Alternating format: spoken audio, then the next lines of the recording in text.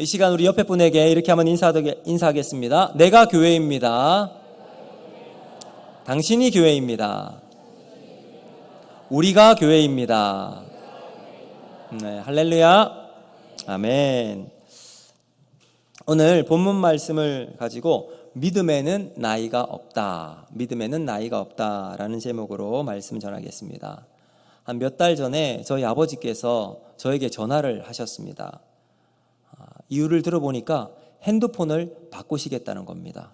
그래서 어머니와 핸드폰을 이제 바꾸기 위해서 제가 월요일 시간을 내어서 아버지께 찾아갔습니다. 그리고 핸드폰 가게를 방문하고 핸드폰을 바꿔드렸습니다. 그리고 점심을 먹고 저는 집으로 돌아왔어요. 근데 집에 도착하고 난 다음 조금 후에 아버지에게 또 전화가 왔습니다.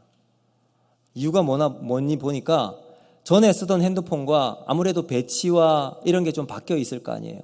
왜 그게 없냐고.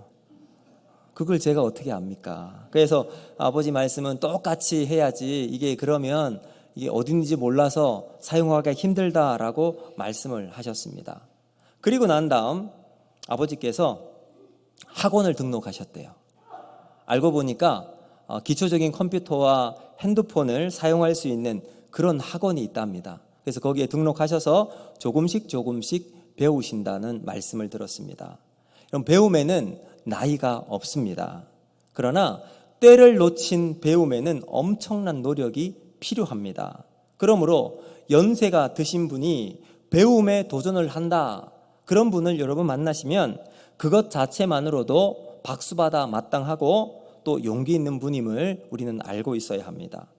100세 시대를 살아가는 요즘 유엔에서 새로운 연령 기준을 제안했다라는 기사를 보았습니다. 자, 이렇게 나오죠. 인류의 체질과 또 평균 수명을 고려해서 5단계로 나누었어요. 한번 보실까요? 미성년자를 0세부터 17세. 미성년자. 맞죠? 그 다음에 청년은 어디? 15세에서 65세까지. 여러분 청년이신 분 한번 손 한번 들어보시겠습니까? 네, 우리 교회 청년이 아주 많습니다. 그리고 노년은 66세부터 79세. 아니죠. 중년은 죄송합니다. 66세 되시는 분들 66세에서 79세를 중년으로 79세까지 중년으로 표현을 했습니다. 그리고 노년은 80세부터 99세까지. 그리고 100세 이상을 장수노인 이렇게 5단계로 구분을 했다라는 기사였습니다. 그래서 제가 조금 더 알아봤어요. 그런데 알고 봤더니 근거 없는 낭설이었답니다. 실제로 유엔에서 그런 국제기구에서 이렇게 결정하거나 나눈 적이 없답니다. 그럼에도 불구하고 이런 이야기가 나왔을 때 많은 분들이 공감하고 또 이해하는 이유가 있겠지요. 왜냐하면 우리나라도 공식적인 노인의 연령을 노인복지법에 따르면 65세가 기준입니다. 65세가 되면 이제 노인으로 인정을 합니다. 근데 65세, 내가 노인이다 이렇게 생각하시는 분이 계십니까? 아마 거의 없으시리라고 생각합니다. 그러면 누가 노인일까요? 이것은 심리적으로 내가 나이 들었다고 생각하는 그 사람이 노인이에요. 내가 노인이라고 나이 들었다고 할 일이 없다고 생각하지 않으면 노인이 아닌 거죠. 그래서 은퇴 이후에 노인이라고 생각하지 않고 주체적으로 내가 할 수 있는 일을 찾아서 하신 분이 계시면 그분은 나이에 상관없이 청년이라는 거예요. 우리 옆에 분에게 청년의 삶을 살아가시길 바랍니다. 네, 여러분 제가 이렇게 설명하는 이유가 있습니다. 오늘 본문에 나오는 갈렙이라는 한 인물이 있기 때문입니다. 이 갈렙은 오늘 본문에 85세입니다. 우리나라 노인복지법에 따르면 노인입니다. 그렇죠? 그런데 성경을 가만히 보면 하나님께서 사람들의 은퇴에 대해서 우리와 전혀 다른 시각을 가지고 있음을 보여주고 있습니다. 아브라함이 하나님의 부름을 받았을 때가 몇 세죠? 75세. 그리고 이삭을 낳았을 때가 100세. 모세가 이스라엘의 지도자로 하나님의 부름을 받았을 때가 몇 세입니까? 80세예요. 그리고 40년 동안 이스라엘 백성을 이끌고 가나안 앞에까지 갔습니다. 하나님은 나이를 초월해서 사람을 사용하십니다. 나이는 숫자에 불과하다고 우리가 이렇게 이야기를 하는데 성경이 우리에게 이것을 확실하게 보여주고 있습니다. 그러므로 세월, 시간, 이것이 사람을 늙게 하는 것이 아니라 그 사람의 마음 자세, 이것이 늙게 한다는 것을 기억할 수 있기를 바랍니다. 그래서 어떤 사람을 보면 아직 이팔 청춘이 아주 막 힘도 있고 열정도 있어야 되는데 그럼에도 불구하고 무기력하게 사는 사람이 있는가 하면 나이는 들었지만 누구 못지않은 열정으로 새로운 미래를 도전하는 사람들이 있습니다. 오늘 본문에 나오는 갈렙이 이런 사람이에요. 저는 오늘 본문으로 믿음에는 나이가 없다라는 제목으로 말씀을 나눌 텐데 이 말씀을 통해서 오늘 우리 가운데 하나님의 은혜와 도전이 되는 시간이 되기를 바랍니다. 그러면 우리가 어떻게 믿음과 상관없는, 아니죠, 나이에 상관없는 믿음의 길을 걸어갈 수 있을까요? 두 가지로 말씀을 통해 살펴보기를 원하는데요. 첫 번째는 믿음으로 해석하는 시각이 필요하다라는 사실입니다. 우리 13장을 들어서면 여호수아에 대해서 첫마디로 이렇게 이야기합니다. 13장 1절 우리 같이 한번 읽어보겠습니다. 시작. 여호수아가 나이가 많아 늙음에 여호와께서 그에게 이르시되 너는 나이가 많아 늙었고 얻은 땅이 매우 많이 남아 있도다. 가나안 정복 전쟁을 아주 훌륭하게 수많은 승리를 가져왔던 여호수아는 그의 곁에 이 백성을 함께 이끌었던 믿음의 동력자 갈렙이 있었습니다. 여호수아와 갈렙과 여호수아는 출애굽 1세대지요. 출애굽 1세대 가운데 유일하게 남은 인물입니다. 근데 지도자는 여호수아. 그 여호수아는 항상 믿음의 친구 갈렙을 존중하고 사랑했습니다. 그리고 이제 가나안 땅에 들어가서 가나안의 여러 땅을 지파별로 분배를 합니다. 여기는 어디, 여기는 어디. 그래서 각 지파별로 땅을 분배하는 과정에서 갈렙이 등장해서 여호수아에게 자신이 원하는 땅을 요구하고 있는 본문이 오늘 내용이에요. 자, 그러면서 갈렙이 지난 광야 40년의 시간을 회상하면서 12정탐꾼을 보내었던 사건을 이야기합니다. 당신도 잘 아시는 바와 같이 이렇게 시작하죠. 자, 여러분, 출애굽 이후에 이스라엘 백성들이 홍해의 기적을, 정말 놀라운 하나님의 은혜로 지냈습니다. 200만 명이 넘는 사람들이 홍해가 탁 갈라지고 그 사이로 이스라엘 백성들이 쭉 지나갔어요. 엄청난 행렬이었겠죠. 그리고 홍해를 건넌 이스라엘이 광야 땅에 도착했을 때 하나님께서 만나와 메추라기로 날마다 먹이셨습니다. 그리고 물이 없어 요구할 때 반석에서 물이 나와서 마실 수 있게 되었습니다. 모두가 두려워했던 광야를 놀라운 하나님의 손길로 세심히 인도하시는 하나님의 은혜를 경험해 왔습니다. 자, 그러다가 가데스 바니아에 가서 가나안 땅을 정탐하기 위해서 각 지파별로 한 명의 대표자를 불러요. 그리고 12지파 12명이 선발대를 꾸려서 가나안 땅을 정탐하기 위해서 들어갑니다. 그리고 돌아와서 보고를 하는데 10명이 그 약속의 땅을 매우 부정적인 메시지를 전합니다. 어떻게 이야기했죠? 우리는 그들 보기에 메뚜기와 같습니다. 무슨 말일까요? 싸워봐야 승산이 없는 전쟁이다. 겁에 질린 얼굴로 두려움이 가득한 채 전한 그들의 메시지는 이스라엘 전체 백성을 공포에 몰아넣었습니다. 그러자 백성들이 크게 요동합니다. 그것이 민수기 14장 1절에 나오는데요. 같이 한번 볼까요? 시작. 온 회중이 소리를 높여 부르짖으며 백성이 밤새도록 통곡하였더라. 여러분, 어떤 일이 벌어졌습니까? 여러분, 그 가운데 막 땅을 치며 통곡하는 거예요. 그리고 소리 높여 왜 우리가 이곳에 왔냐고 이 원망이 백성들 사이에 쭉 퍼져나갑니다. 그러다가 4절에는 이렇게 이야기합니다. 보실까요? 이에 서로 말하되 우리가 한 지휘관을 세우고 애굽으로 돌아가자. 여러분, 어떤 일이 벌어집니까? 이스라엘 백성 전체가 크게 요동하고 이제는 모세가 아닌 따로 한 사람의 지도자를 세워서 다시 우리가 애굽으로 돌아가자, 백하자는 거예요. 이런 절체절명의 순간에 갈렙이 나섭니다. 모세를 원망하고 돌아가자고 하는 이 압도적인 분위기 속에서 부정적인 사람들의 입술을 닫을 한 말을 이야기합니다. 민수기 14장 8절과 9절 말씀인데 우리 같이 한번 읽어보겠습니다. 시작.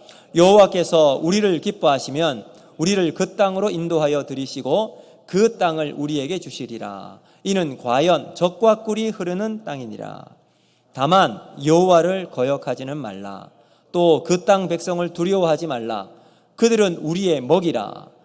그들의 보호자는 그들에게서 떠났고 여호와는 우리와 함께 하시느니라. 그들을 두려워하지 말라. 아멘. 여러분, 갈렙이 어떻게 이야기합니까? 그들은 우리의 먹이라. 이전 성경에는 그들은 우리의 밥이라 라고 이야기했어요. 똑같은 것을 보았잖아요. 12명의 정탐꾼 10명이 보았던 것과 갈렙과 여호수아가 보았던 가나안의 모습은 똑같았습니다. 그러나 갈렙에게 보이는 것은 달랐습니다. 10명의 정탐꾼 눈에 비친 가나안은 외적인 거대함과 장대함이었습니다. 무엇을 의미했을까요? 눈은 마음의 창이라고 하죠. 눈은 마음의 창입니다. 이 말은 눈에 비친 상은 마음의 상태를 그대로 반영한다는 말입니다. 가나안의 장대함과 거대함이 마음에 맺히니까 그것이 그들의 입술에 고백이 된 겁니다. 그 땅에 있었던 안악자손, 엄청난 거인들이 탁 굳게 지키고 있는 모습을 보니 그들의 파괴력이 그 마음속에 맺혀 있었던 거예요. 그것이 그들의 눈에 들어왔습니다. 그러면서 이제 이스라엘과 비교가 되는 거예요. 상대적으로 연약하고 초라한 이스라엘의 오합지졸의 모습이 얼마나 10명의 정탐꾼의 눈에는 크게 부각이 되었을까요? 그럼 믿음이 없이 문제를 보면 문제의 무게에 압도를 당합니다. 문제의 크기에 압살을 당해요. 문제에 움츠러들어서 움직일 힘조차 가질 수 없을 정도로 그들의 마음이 다 물처럼 녹아 흘러버립니다. 그러니 아무것도 못하지요. 그런데 갈렙은 똑같은 가나안, 똑같은 아낙 자손을 보았지만 다르게 보았습니다. 위축되지 않았어요. 이유가 뭘까요? 하나님을 향한 확실한 믿음이 있었기 때문입니다. 하나님이 우리를 인도하신 전능하신 하나님이라는 이 확실한 믿음. 그 하나님이 애굽 군대를 홍해에서 수장시키셨어요. 아무것도 없는 광야에서 이스라엘 백성 그 어마어마한 200만 명이 넘는 250만에 이르는 그 사람들을 먹을 것과 마실 것을 공급하신 하나님. 비록 지금은 두려움과 어려움을 주는 가나안이 앞에 있다 할지라도 믿음으로 순종하고 그 길을 걸어 나간다면 하나님이 우리를 인도하시리라. 이 확실한 믿음이 있었습니다. 그럼 갈렙이 그랬어요. 앞에 보시면 민수기 14장 8절 시작을 이렇게 해요. 하나님이 우리를 기뻐하시면, 여러분 그것이 바로 믿음입니다.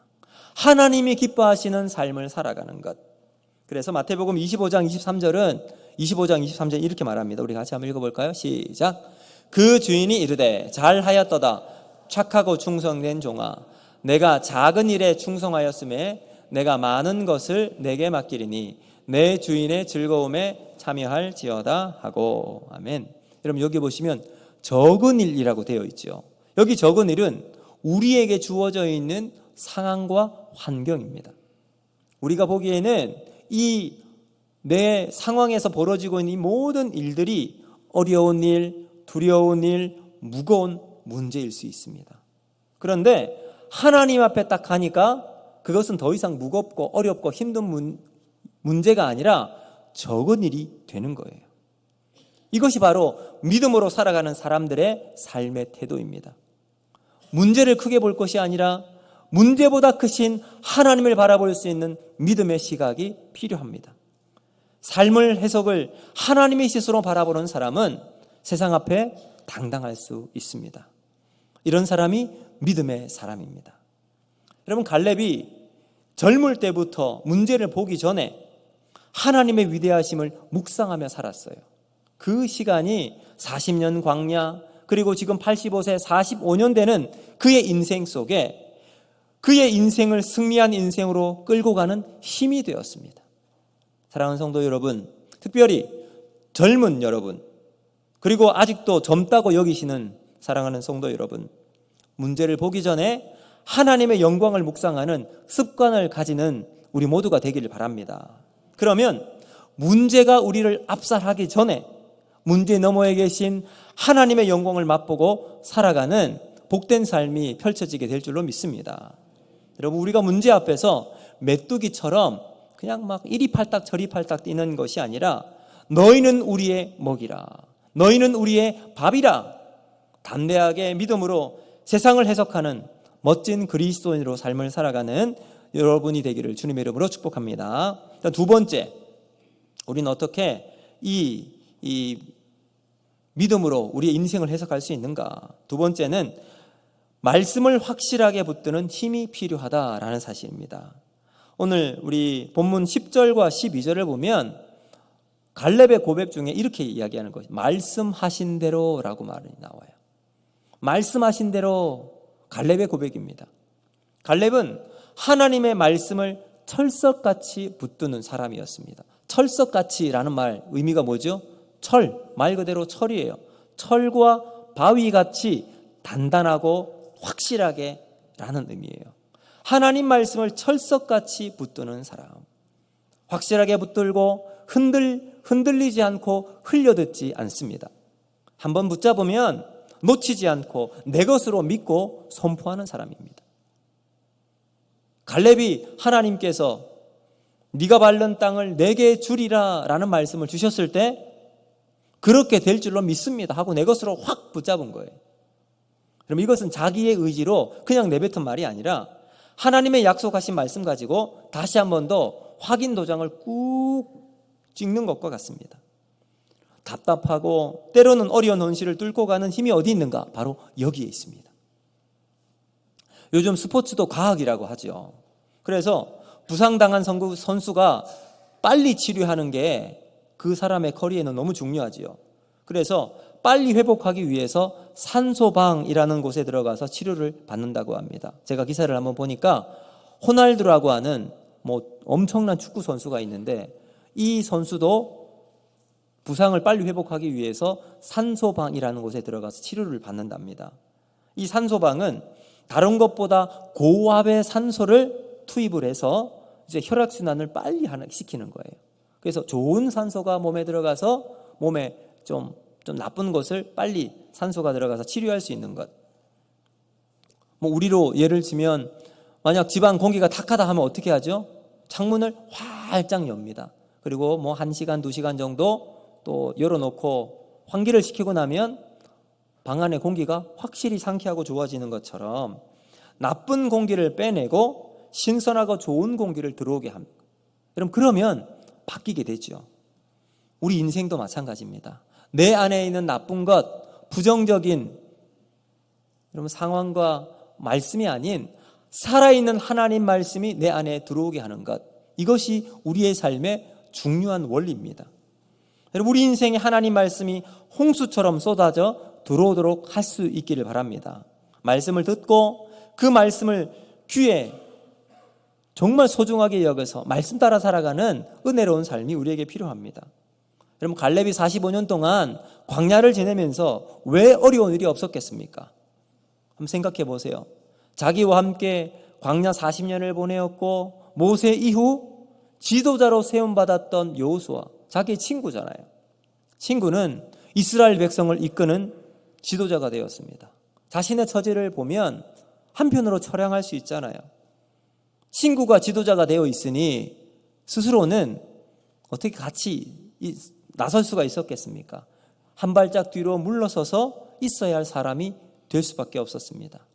인고의 시간을 묵묵히 때로는 있는 듯 없는 듯 여호수아와 자신의 모습이 비교될 때마다 섭섭함이 생기지 않았겠습니까? 자기 마음속에 불쑥불쑥 솟아오르는 내가 어디가 어때서 여호수아와 비교했을 때 부족한 것이 뭐가 있나 이런 마음이 들지 않았겠습니까? 그런데 갈렙은 한마디 불평을 하지 않았습니다. 여호수아를 총 리더로 모시면서 묵묵히 그 치열한 가나안 전쟁의 선두에서 여호수아를 도왔습니다. 혹시 젊은 사람들 중에 불평하는 소리가 나오고 있으면 오히려 방패막이가 되어서 자신이 솔선수범을 보여주었던 어른이었습니다. 얼마나 멋진 삶이 이 갈렙에게 있었습니까? 여러분, 이런 갈렙의 삶의 비결이 어디서 나왔을까요? 말씀을 붙잡았기 때문입니다. 인고의 세월 동안 말씀이 그를 흔들리지 않게 붙잡고 있었습니다. 하나님의 비전을 가지고 살아갈 수 있는 힘이 말씀에 있었습니다.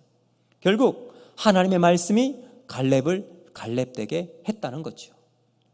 이 말씀으로 충만했던 갈렙은 여호수아 앞에서 선포했던 고백도 남달랐어요. 우리 12절 말씀인데요, 같이 한번 읽어보겠습니다. 12절 같이 읽습니다. 12절 시작. 그날에 여호와께서 말씀하신 이 산지를 지금 내게 주소서. 당신도 그날에 들으셨거니와 그곳에는 아낙 사람이 있고 그 성읍들은 크고 견고할지라도 여호와께서 나와 함께 하시면 내가 여호와께서 말씀하신 대로 그들을 쫓아내리이다 하니. 아멘. 자, 여러분, 지금 이 12절의 말씀을 보면 85세의 노인이 한 고백이라고 한 것이 믿겨지십니까? 아마 마치 바닷가에서 막 건져 올린 커다란 생선처럼 팔딱팔딱 뛰어다닐 정도의 생명력을, 기계가 넘치고 거칠 것이 없는, 두려움 없는 청년의 고백의 모습 아닙니까? 이 사람이 갈렙이에요. 갈렙이 왜 이런 고백을 할 수 있었는가? 지금 가나안 땅에 이스라엘 백성이 들어왔습니다. 살만한 땅, 좋은 땅은 어느 정도 확보한 놓은 상태예요. 그런데 여전히 가나안 땅 가운데 정복하지 못한 곳이 있습니다. 그 남아있는 땅은 호전적인 사람, 아주 싸움 잘하는 사람, 큰 능력이 있는 사람들이 지키고 있는 땅이에요. 그리고 그곳은 저 산속 깊은 곳, 척박하고 산지에 속해 있는 땅입니다. 그래서 이스라엘 백성들이 굳이 그런 땅 들어가지 않고 살기 좋은 곳에 딱 옹기종기 모여 앉아 살아갈 수도 있었지만, 근데 한 가지 걸리는 게 있어요. 뭘까요? 하나님의 말씀이에요. 하나님의 말씀이 가나안에 있는 모든 민족을 쫓아내라, 진멸하라고 했거든요. 그렇지만 선뜻 앞장서 나가기에는 부담스러운 땅입니다. 그런 상황에서 갈렙이 또다시 사람들 앞에서 스스로 나섭니다. 아무도 나서지 않는 상황에서 주저하고 있는 백성들 앞에서 믿음으로 나섭니다. 여러분, 갈렙이 요구했던 땅은 헤브론이라는 곳인데요, 헤브론은 해발 927m에 이르는 고산지에 이릅니다. 그리고 난공불락에 요새가 있는 거예요. 거기를 지키는 사람들을 아낙 사람이라고, 여러분, 전설의 네피림 자손의 후손입니다. 키가 2m에 이르는 어마어마한 사람들이 창을 칼과 딱 들고 지키고 있어요. 45년 전 12정탐꾼이 눈으로 보고 공포에 질려서 그 공포에 대한 소문만으로도 200만 명의 이스라엘 백성들을 공포에 밀어넣었던 그 자손들이 바로 어디냐? 헤브론이에요. 헤브론 자손이에요. 그런 헤브론을 갈렙이 지금 원하고 있습니다. 여러분, 갈렙이 무슨 생각으로 그 땅을 간절히 이토록 원하고 있었을까요? 만약 여러분이 갈렙의 최측근 참모라고 한번 생각해 보십시오. 갈렙이 참모들에게 우리가 차지할 땅은 저 헤브론이다 라고 이야기했을 때 여러분, 기가 차지 않았겠습니까? 지금 갈렙은 여호수아에 버금되는 거의 동격에 이르는 큰 어른입니다. 그가 세운 공로는 이스라엘 백성 모두가 인정할 만한, 여러분, 그러한 공로가 있어요. 그래서 갈렙이 어느 곳을 찍어도 여호수아는 갈렙에게 그 땅을 줄 수 있었을 겁니다. 넓은 평야, 살기 좋은 곳, 물이 많고 또 곡식을 심어도 많이 열매를 맺을 수 있는 그런 땅을 요구할 수도 있었을 겁니다. 아니면 물고기가 많은 갈릴리 바다, 그 주변은 또 또 평야거든요. 그 땅을 요구할 수도 있었지만 갈렙은 헤브론을 요구합니다. 여러분, 헤브론을 공격하다가 전멸을 당할 수도 있는 무서운 땅을 갈렙이 요구하고 있습니다. 여러분, 이해가 되십니까? 참모들의 만류에도 불구하고 갈렙의 결정은 변하지 않았습니다. 우리는 헤브론이야. 우리가 갈 곳은 헤브론이야. 왜 그랬을까요? 하나님이 주신 말씀에 근거해서 갈렙 가운데 있었던 이 비전이 있었기 때문입니다. 세상 사람들이 말하고 있는 크고 작음이 그의 기준이 아니었습니다. 하나님 말씀이 그의 기준이 되었습니다. 갈렙은 그 말씀에 순종하고 믿음으로 도전합니다. 자기의 부족을 이끌고 그 길을 걸어나갑니다. 전심으로 순종하는 믿음의 태도입니다. 사랑하는 옥포 제일교회 성도 여러분, 우리에게도 갈렙이 필요합니다. 아무도 가지 않겠다고 불가능을 외치고 또 그곳을 가면 우리는 어찌 될지 모른다고 전전긍긍하고 있는 외면하는 그곳을 스스로의 껍질을 깨고 전면에 등장해서 이스라엘 가운데 믿음이 무엇인지 보여주었던 선봉에 선 사람, 그 사람이 갈렙입니다. 오늘 우리에게도 그런 갈렙이 필요합니다. 만약 갈렙이 나 때는 말이야 라고 하면서 이 진격하면 하나님이 다 도와주셨어. 내가 젊었을 때 내가 가장 앞자리에 서서 나갈 때마다 하나님이 승리해 주셨어. 너희들도 그렇게 한번 싸워봐 하면서 다른 사람의 등을 떠밀었다면 갈렙은 이 시대에 꼰대에 지나지 않았을 거예요. 그런데 갈렙은 진정한 어른이었습니다. 우리가 그토록 원하는 어른의 모습이었습니다. 갈렙은 남에게 미루지 않고 자신이 앞장서서 믿음의 모범을 보여주며 그 길을 찾아 나갑니다. 그리고 고백합니다. 이 산지를 내게 주소서. 여러분, 여기 두 사람이 있습니다. 정답을 말하는 사람이 있고요, 정답을 보여주는 사람이 있습니다. 다른 사람에게 하나님이 원하는 삶은 이런 거야 라고 정의를 해주는 사람, 내가 알려줄 곳으로 가라 라고 말하는 사람이 있어요. 근데 반대로 나에게 내가 그곳을 안내해 줄게 하고 나를 따라오라고 하는 사람이 있어요. 제가 미국에 있었을 때 그때 영어를 전혀 못했을 때입니다. 한 번은 도서관을 가고 싶은데 어디를 가야 될지 몰라서 이제 학교에 있는 미국 학생에게 물어봤어요. 도서관이 어디냐. 그랬더니 제가 손짓발짓으로 물어봤거든요. 그랬더니 그 사람이 이렇게 대답을 해주는 거예요. I will show you. 이게 무슨 말이냐면 내가 보여줄게. 그리고 저의 손을 잡고 그곳으로 데려다 주었습니다. 또 제 일본 학교 클래스에 있는 일본 친구가 있었는데 일본 친구에게 대부분 물어보면 어떻게 말하는 줄 아세요? Over there 이래요. 이게 뭐냐면 저기 있어. 손짓만 해요. 사랑하는 성도 여러분, 신앙은 보여주는 겁니다. 사랑이 뭐냐라고 말할 때 사랑은 이런 거다고 정의 내리고 알려주는 것이 아니라 진짜 사랑을 하는 거예요. 함께 울어주고 눈물의 골짜기를 같이 걸어가는 겁니다. 교회는 당신을 추천하는 것이 아니라 내가 갈게 라는 헌신의 자리입니다. 교회 짐을 지는 성도들이 많아야 강력한 믿음의 공동체가 됩니다. 짐을 질 때 하나님은 이 산지를 우리에게 주실 줄로 믿습니다. 헌신할 때 이 산지를 우리에게 허락하여 주실 줄로 믿습니다. 하나님의 능력 주시고 역사하시는 우리가 되어서 오늘도 하나님 말씀 믿고 한 걸음 한 걸음 믿음으로 전진해 나가는 저와 여러분이 되기를 주님의 이름으로 축복합니다. 이제 말씀을 맺도록 하겠습니다. 믿음에는 나이가 없습니다. 갈렙처럼 믿음의 아름다운 드라마를 써 나가기 위해서 저는 두 가지 여러분과 함께 말씀을 나누었습니다. 첫 번째는 믿음으로 해석하는 시각이 필요한 거예요. 여러분, 상황과 환경을 메뚜기처럼 보지 말고 문제보다 크신 하나님을 신뢰하는 믿음으로 살아가는 삶이 우리에게 필요합니다.